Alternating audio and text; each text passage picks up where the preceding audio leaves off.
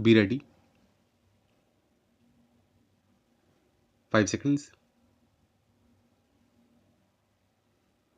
Start. No such sale could have been won in the course of import because the sale did not occasion the import. None of those was export because the goods were not supposed to enter into the territory of another country in the form those were dispatched.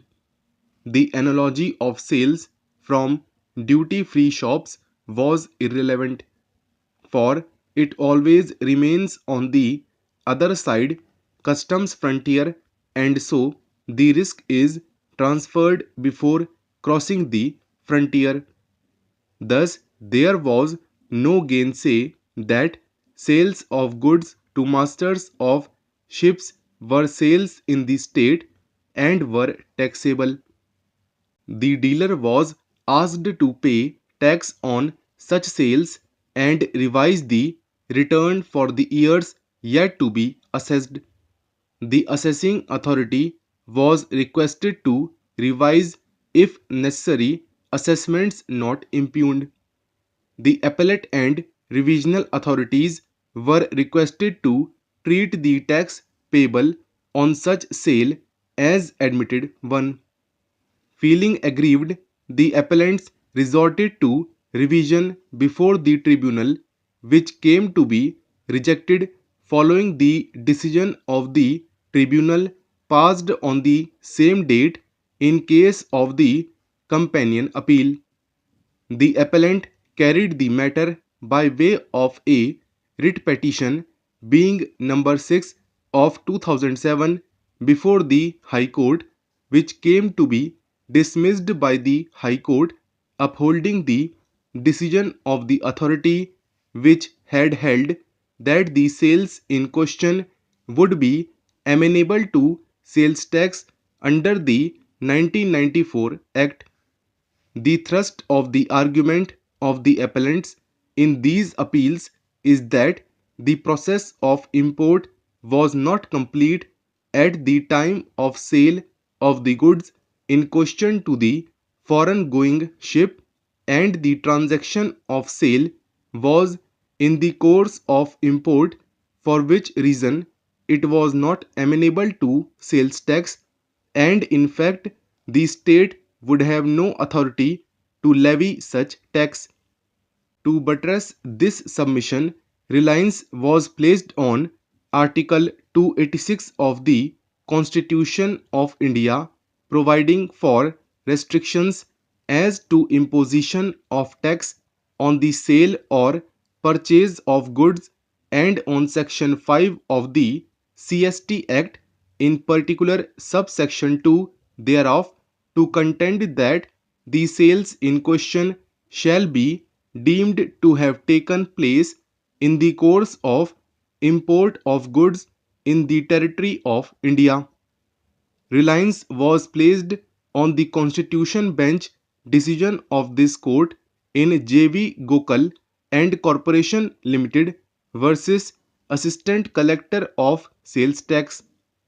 Relying on the definition of expression crossing the customs frontiers of India in Section 2AB of the CST Act of Customs Area in Section 211 and of Customs Station in Section 213 of the Customs Act 1962, it was urged that crossing the customs frontiers means crossing the limits of the customs station, including crossing the area in which imported goods or exported goods are ordinarily kept before the clearance by the customs authorities.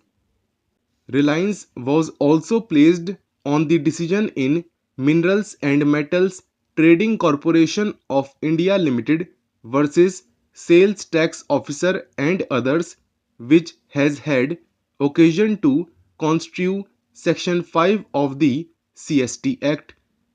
It was then urged that the goods in question were kept for warehousing and a declaration was given by the appellants that the said goods would be exported to foreign going vessels as ship stores in terms of Section 88 of the Customs Act. The appellants have adverted to Section 69, 85 and 88 of the Customs Act to contend that the stated goods could be exported to a place outside India without payment of import duty, and until import duty was paid, the import thereof cannot be said to be complete.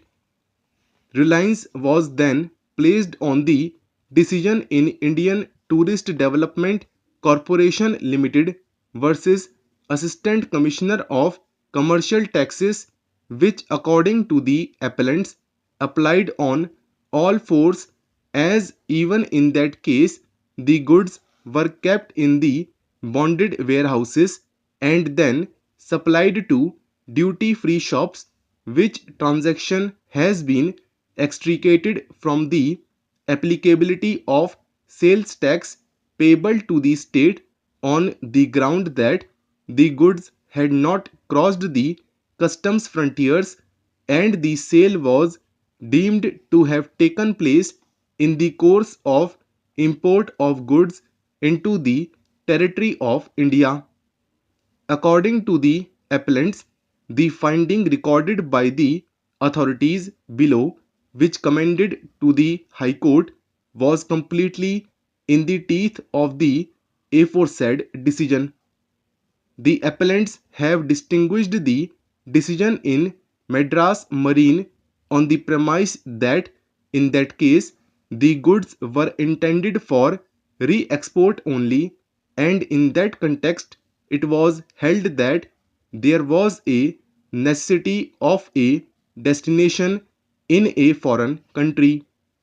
Moreover, the said decision has not considered the efficacy of Section 2AB of the CST Act nor noticed the dictum in J.V. Gokal which dealt with the case of import. It was urged that the decision in J.V. Gokal had been followed in a recent decision in State of Kerala and others versus Father William Fernandez